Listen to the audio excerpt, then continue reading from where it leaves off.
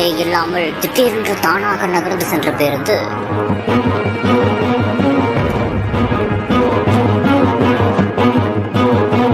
பதறிப்போய் ஓடோடி வந்து கற்களை வைத்து நிறுத்த முயன்ற மனிதர்கள் நடு ரோட்டில் நிற்காமல் நகர்ந்து சென்று கொண்டே இருந்த பதைக்க வைக்கும் காட்சி.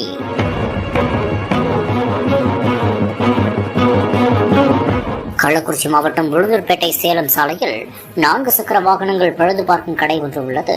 அந்த கடையின் முன்பாக சுற்றுலா பேருந்து ஒன்று நிறுத்தி வைக்கப்பட்டிருந்ததாக கூறப்படுகிறது. இந்த ஒரு நிலையில் திடீரென்று அந்த சுற்றுலா பேருந்து ஓட்டுநரே இல்லாமல் திடீரென்று நகர்ந்து சென்றதாக கூறப்படுகிறது. இதனால் சுற்றி இருந்தவர்கள் அதிர்ச்சி அடைந்துள்ளனர். மேலும் அந்த பேருந்தை தடுத்து நிறுத்த முயற்சியும் செய்துள்ளனர். அந்த ஒரு சமயத்தில் ரஃபீக் என்பவருக்கு சொந்தமான மளிகை கடையில் அந்த பேருந்து மோதியதாகவும் கூறப்படுகிறது. இது தொடர்பான சிசிடிவி காட்சி சமூக வலைதளங்களில் பெரும் பரபரப்பையும் அதிர்ச்சியையும் ஏற்படுத்தி இருக்கிறது.